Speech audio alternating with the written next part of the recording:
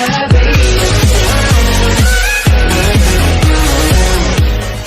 up, guys? My name is Vinny, and today I'm going to reacting to Game Theory's FNAF 4, The Body Snatcher, Five Nights at Freddy's by the Game Theories. Now, I don't know what this theory is, so I hope it's going to be really, really interesting.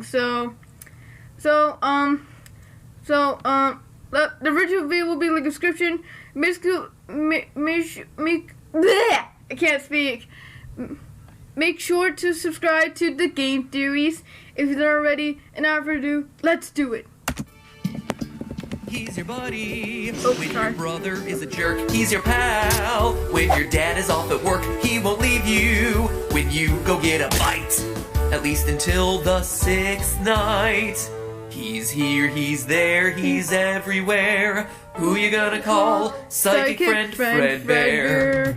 He's a flower for reasons still unknown, and he stalks you on your way back home. He makes a promise that throws off all the lore. Seriously, Scott, what is this line for? And is it supposed to be in a slightly different yellow font here? Are you meaning this to be figurative or literal? Because if it's literal, you are opening up a literal can of worms. He's here, he's there, he's everywhere. Who are you gonna call? Psychic friend Fredbear. He's here, he's there, he's everywhere. Again. Who you gonna call? Psychic friend Fredbear. Wait, what? Game Theory. Hello, Internet! Welcome to Game Theory, where I start off today with a disclaimer. Warning! In entering this video, and honestly all of my theories, you are entering a zone of speculation, where any idea is valid for consideration in the hopes that it solves more problems than it creates, answers more questions than it raises, or ties together dangling pieces of evidence in a narratively satisfying way. Am I trying to solve the lore? Yes. Am I doing it by asking really extreme, over-the-top questions, looking into very specific details way too closely, and more often than not drawing connections between concepts that probably aren't connected at all? Absolutely yes. Side effects of entering the theory zone may include a blown mind, total and utter confusion, a deeper appreciation of your favorite franchises, fun stories to share with friends, a head full of random factoids that will at no point aid you in life, and disillusionment about human existence and our own place in the universe. Enter at your own risk. Disclaimers aside, theory crafting is a tricky needle to thread. A good theory is one that has enough evidence to support it, but not so much evidence that it's basically a known fact. It requires extrapolation, thinking beyond just the stuff that we're given, but not so far past that you're overreaching or making baseless claims. And all of that while still maintaining a satisfying story. A story that stays true to the franchise that you're talking about while not being afraid to take that known story in new, often riskier directions. In a lot of ways, theory crafting is like writing fan fiction, just, you know, with more evidence and less aggressive cuddling. A lot less. Oh no, not FNAF Fred friction. No, not Freddy X Toy Chica. Aggressive No. cuddling than some of the fan fictions I've been exposed to over the years. No. Anyway, the reason that I say all of this right now is that today's theory is... how do I put it? It's one of the stretchier ones. Like, there are some theories that are rock solid. There's some really strong evidence in the game, and it's supported by stuff that's been said by the developers or creators. Then there are others that require a bit more creative license, where the connections are there, but they might require you to squint a little bit, or just, you know, have fun with it and go along for the ride. And this episode is one of those theories, because today we're once again diving into the world of Fetch, Book 2 of the Fazbear Fright series. You see, last time I mentioned this. Fetch was recently released, and it is, well, if I'm being honest, it feels much less connected to the series than the first one. The connections to the main lore are definitely a bit shakier. This one, meanwhile, introduces us to a lot of new things. A smartphone-powered animatronic dog named Fetch, tiny, free-roaming versions of Freddy Fazbear called Lonely Freddy's. And that felt weird to me. Every story of the first book felt very connected to established characters, from Golden Bunny suits to shape-shifting baby to Funtime Freddy. So why was this one, the second book, doing so many new things. It felt like a pretty extreme tonal shift, especially considering Scott had just posted about how these books would fill in some of the blanks from the past. So then I thought about it, and I considered what blanks from the past this odd collection of stories might be trying to fill, and something clicked. I think that there's a chance that one of the new inclusions in this book is actually something that we've known about for a long time. An oddball character that's confused us and stymied our theories for years. I believe that there's a chance that Fetch's Lonely Freddy's may actually be the real identity of FNAF 4's psychic friend Fredbear. You remember that plush doll from FNAF 4 with the living eyes that tracked your movements as you walked around the room, that stalked you in the streets and disguised itself as a flower? The thing that could actually read the crying child's innermost thoughts. I think that guy was a type of Lonely Freddy doll. But to truly understand why I think these two are connected, let's begin with Lonely Freddy's story. To quickly recap the story in a bit more detail than I did last time, because now the details actually matter for the theory, Alec is an angry teenager who's upset that his younger sister Hazel gets all of their parents' love and affection because she's practically perfect in every way. So when Hazel, just out of the blue, starts being overly nice to Alec and wants to join him in making their parents miserable, he doesn't trust her. He suspects that she's up to something, and so he concocts a plan to expose her for being a spoiled brat at her upcoming birthday party, which happens at, wouldn't you know it, the local Freddy Fazbear's Pizza. His plan, well, it's not a particularly good one, and if I have to fault this story for one thing, it's that the mechanics of how it all works is kind of confusing, so stay with me here. At Freddy's, they have this big money booth. You know, those clear boxes with fans that blow all these tickets around. Oh yeah, from Chuck E. Cheese.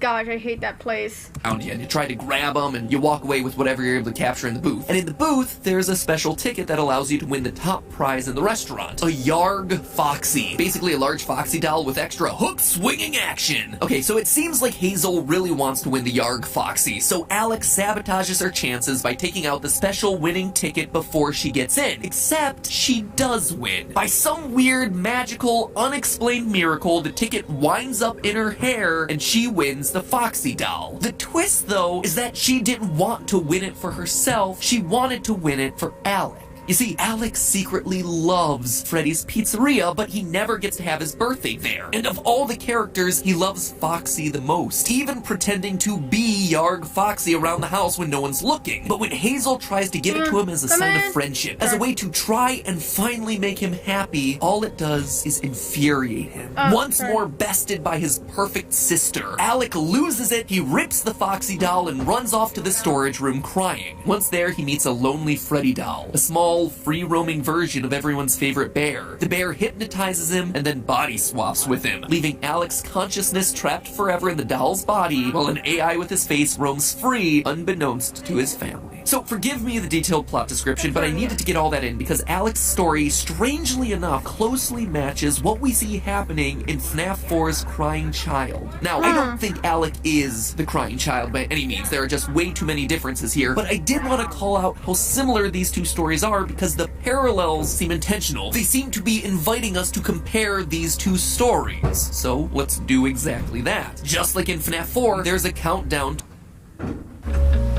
Sorry guys, ad. Oh, I hate ads. By 2050, there will... There you go.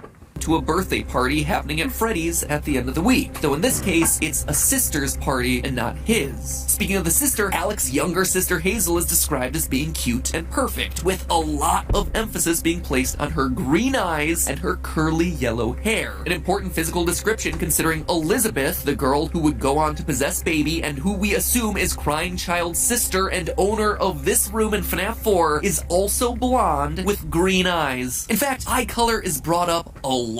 An unusual amount throughout the Lonely Freddy story. Quotes like this: Alec had never noticed the bear's eyes before. Had they always been that blue? And again, its eyes were as blue and deep as an ocean trench. Over 13 times are eyes in this story qualified by their color, which is worth noting considering that a lot of the other short stories thus far in Fazbear Frights have had themselves pretty sparse character descriptions. But this one, for some reason, really chooses to emphasize the fact that Alec and Hazel have green eyes and that Lonely Freddy has has blue eyes, which, if you have an obsessive level of knowledge of the series, should ring a few alarm bells. In Sister Location, eye color was a huge deal, so much so that I did a whole theory about it back when Sister Location came out, where the baby animatronic had blue eyes until she scooped Elizabeth and her eyes turned green. And here we have something very similar happening. Quote from the story: Alex stared hard into the blue eyes of Lonely Freddy, eyes that had burned through his soul, and he searched for answers of his own, but he only came away with more questions, because the blue eyes of the bear had suddenly turned a light green. End quote.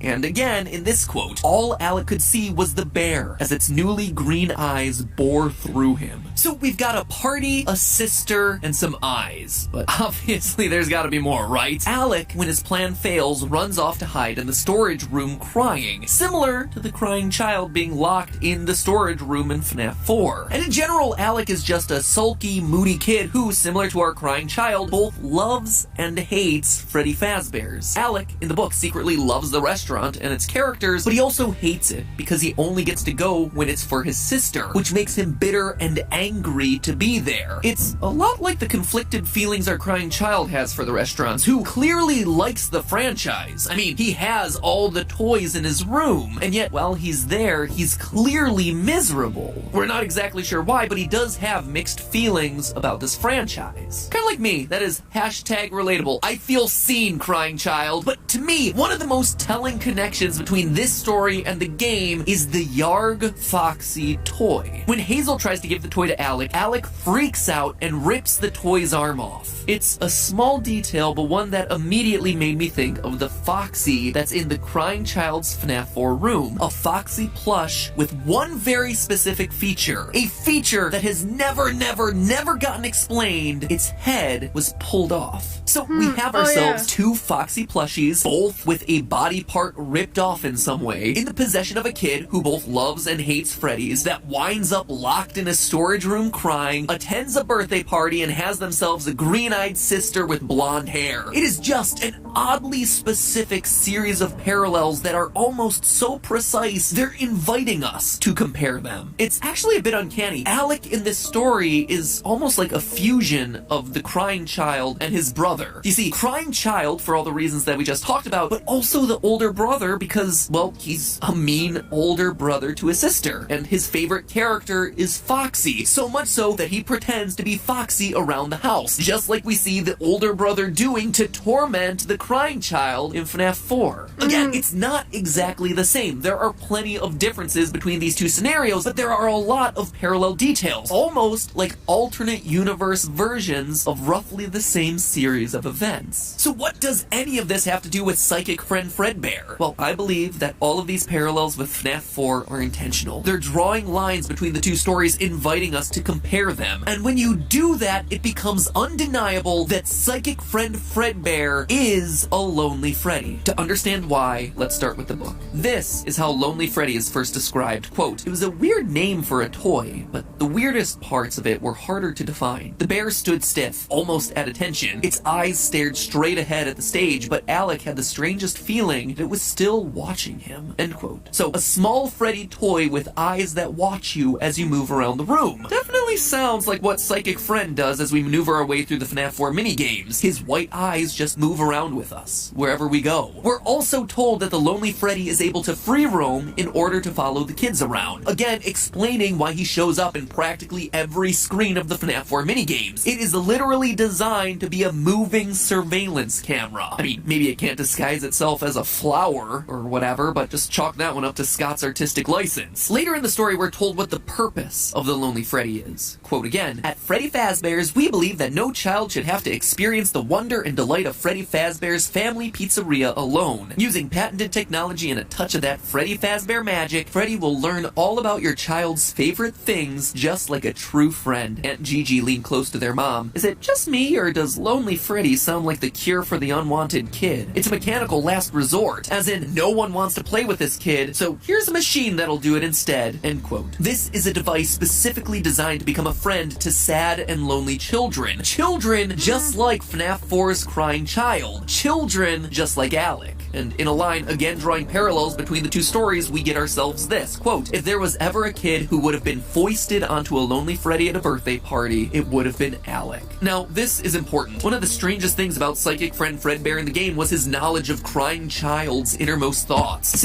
Okay, this is really interesting.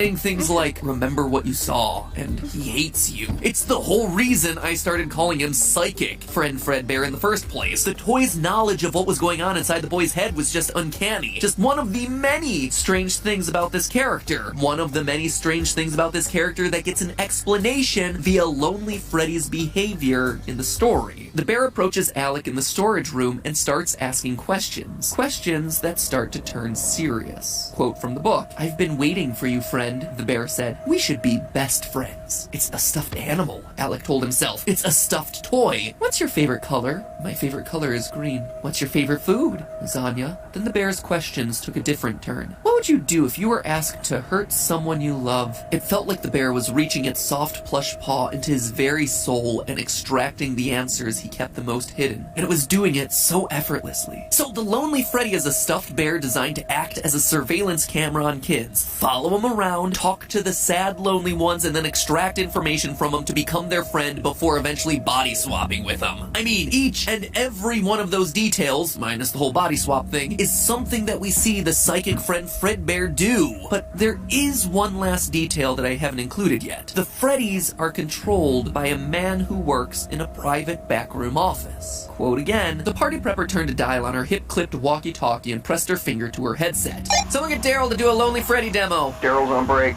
The fact that there's someone behind the scenes controlling these devices in the book is a direct callback to the secret private room from Sister Location. The one where there were surveillance cameras watching the FNAF 4 house, guarded by the password 1983. It was in that room that we saw a psychic friend Fredbear for the first and only time in a non-8-bit setting. There, on the desk, was a short little plushie with his white little surveillance eyes and a walkie-talkie right next to him, coinciding with this scene from the book. So, there you have it, friends. The official name of psychic friend Fredbear is Lonely Freddy. It's not quite as fun, but I guess it's easier for me to type, so that's a plus. It's a camera system controlled by someone hidden in a back surveillance room. A system that has the ability to walk and talk and maybe even hypnotize and body swap. Now the question that we're left with is, who was controlling it in FNAF 4? I mean, it seems like the obvious answer here should be William Afton, right? Who else would be doing it? But the bigger question is why? Why would he be doing all this just to watch what we assume is his own son? And then over in Bookland, the question is whether all of this is intentional. It seems like the employees don't actually know the true nature of these robots. So is this an AI roaming around? Or was a normal Lonely Freddy swapped out for one with body snatching abilities? That one seems like the most likely scenario, considering in story number 3, out of stock, the plush trap chaser is swapped with an evil one with human body parts. So maybe William Afton or some of his people in this book universe are slowly seeding out evil animatronics into the world to run as little test cases. Also, since I'm wrapping up my discussion of Fetch here, something else for you to chew on. At Hazel's birthday party, there's a girl named Charlotte. A girl who shares a name with the child that we know goes on to possess the puppet. A girl who, in this story, is allergic to chocolate and accidentally eats some and then spends the rest of the party vomiting. Could this actually give us an explanation for why Charlotte in the games would end up outside of the party, outside of the restaurant, when we see her in FNAF 6, before she eventually gets killed and turned into a puppet? It may be. It's just a thought that I'm throwing out there into the universe for everyone to pick apart. But with Fetch out of the way, it's time to look ahead. Because based on the descriptions, it's books number 4 and 5 coming out later this year that seem like they may hold the biggest lore. Oh yeah, these books are coming this year.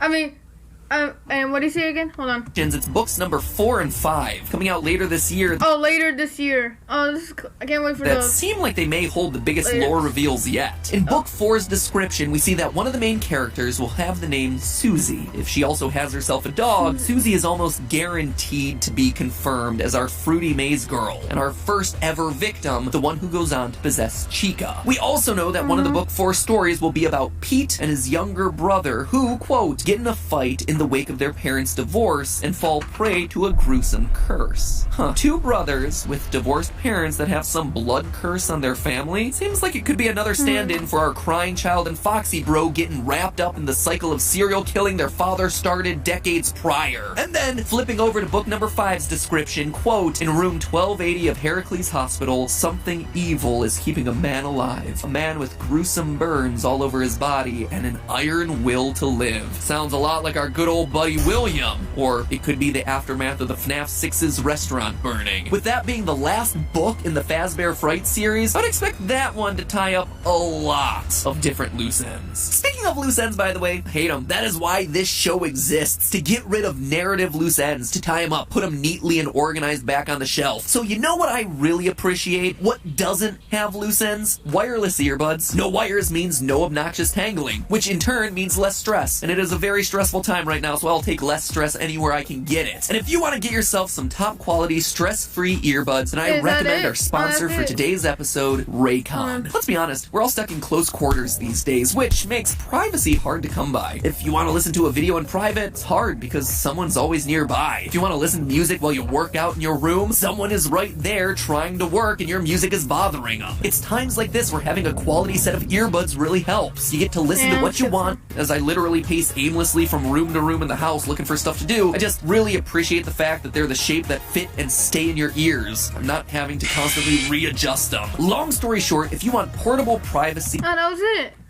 Alright, yeah, that was it. Now, if you'll excuse me, I'm off to do some more aimless game theory. Alright, sorry about that. I like the game theory. Anyway, guys, hope you like this video. It's really awesome and cool. And this video was really interesting about the FNAF storyline. Leave a like, comment down what video you want to react to next, subscribe to the channel, hit the notification bell, and I'll see you guys later. See ya. Yo!